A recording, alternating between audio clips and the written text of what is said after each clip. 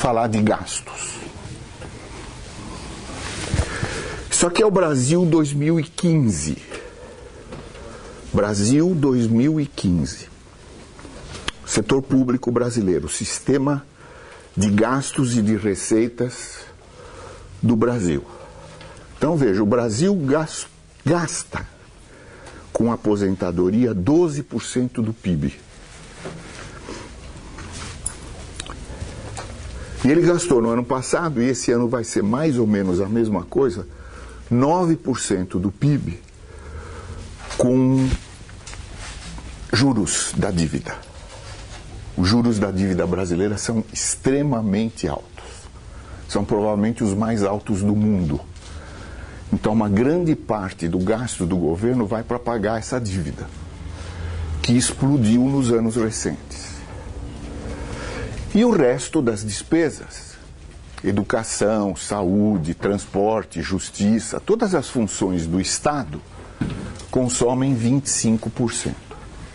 Então o Estado brasileiro, e aí é o governo federal, estadual e municipal, gasta 46% do PIB. Olha que número estonteante, quase metade do que a gente produz vai para o Estado gastar.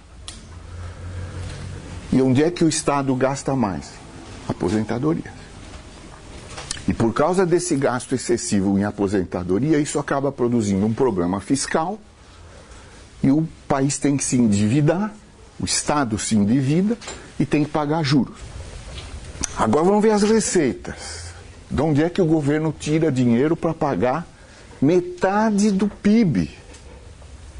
Metade do PIB vai para o governo, gente. Isso é um absurdo. O governo arrecada 36 e gasta 46. Isso aqui já é um absurdo. 36% de PIB só para o governo já é um absurdo.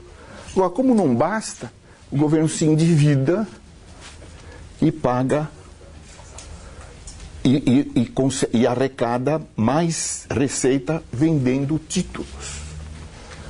E com isso ele chega nos 46. Então, esse aqui é o tamanho do déficit público no Brasil, hoje.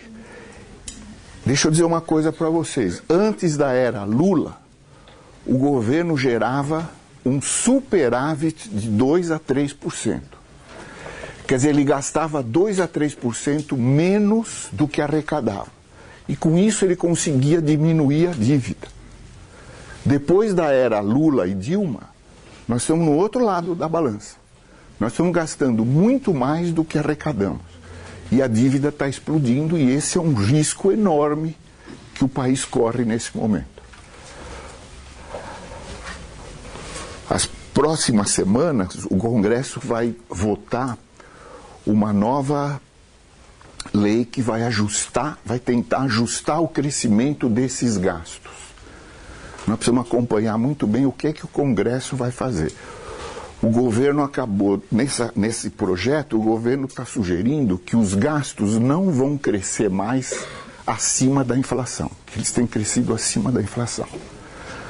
Então, a ideia é que daqui para frente, no máximo, cresça igual à inflação. Ou seja, em termos reais, congela. Se o PIB crescer, aí a proporção do gasto em relação ao PIB começa a diminuir e a gente começa a resolver esse problema. E a grande parcela desse problema a ser resolvida é isso aqui.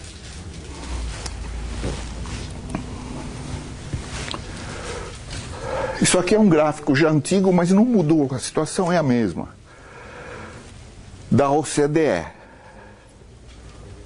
Aqui é a proporção de idosos na população. Gente com 65 anos ou mais. E aqui é a proporção de gasto com aposentadoria sobre o PIB. Aquele quadrante lá são países que gastam muito e têm muitos idosos na população. Em geral, os países europeus.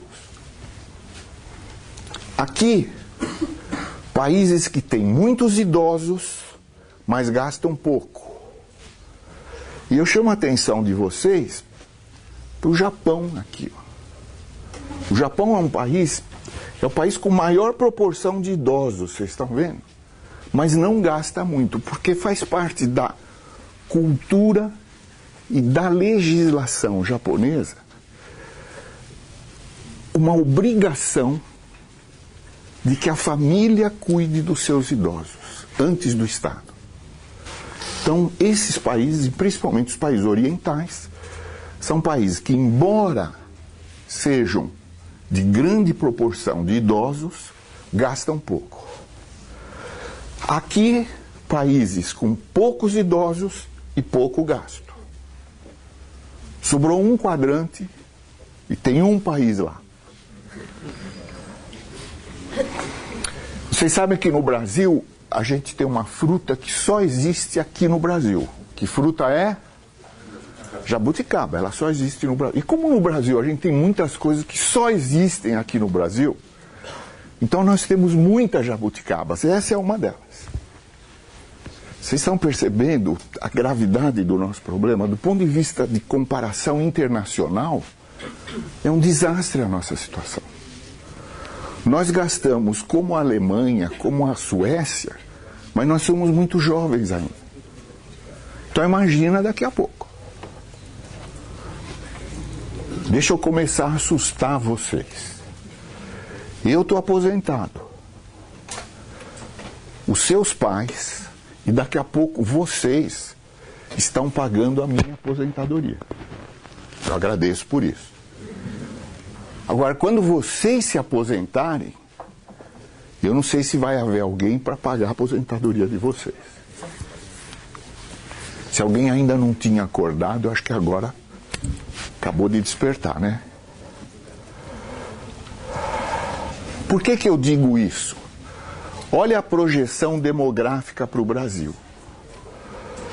Hoje, o Brasil tem 12% de pessoas com mais de 60 anos.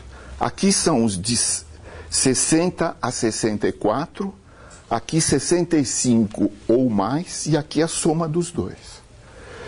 Então, 12% dos brasileiros são idosos hoje. Isso é baixo. Isso é baixo.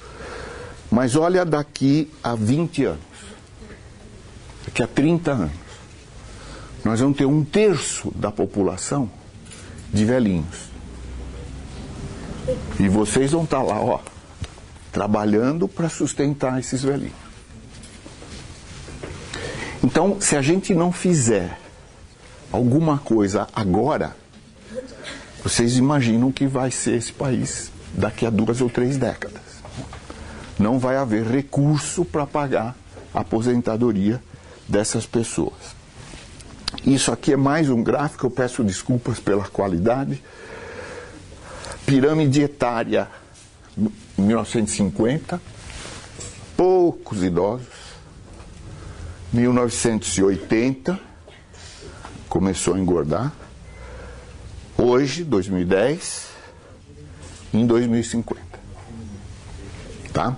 Então nós estamos numa transição demográfica muito rápida e que vai nos levar em poucas décadas a uma situação extremamente de risco, não é? Vocês sabem que a medicina hoje já está experimentando em ratinhos de laboratório a fabricação de órgãos, né? Eles pegam célula-tronco e fabricam um rim, um pulmão, um coração. E a previsão dos médicos é que em 2045 ninguém mais vai morrer. Quem estiver vivo até 2045, ninguém mais vai morrer. Então vocês têm que se aguentar 29 anos aí. Por isso que eu quero viver até 99 anos, daqui a 29 anos. Aí eu não morro mais. Claro que é um exagero isso, mas mostra bem a tendência, né? A medicina está avançando muito, muito, muito. E as pessoas vão durar cada vez mais. Os demógrafos dizem que já nasceu o brasileiro que vai viver 150 anos. Já está entre nós. Eu acho que não são vocês ainda, mas os seus priminhos já devem durar mais de 100 anos. Na média, né? Na média, né? Isso que é o...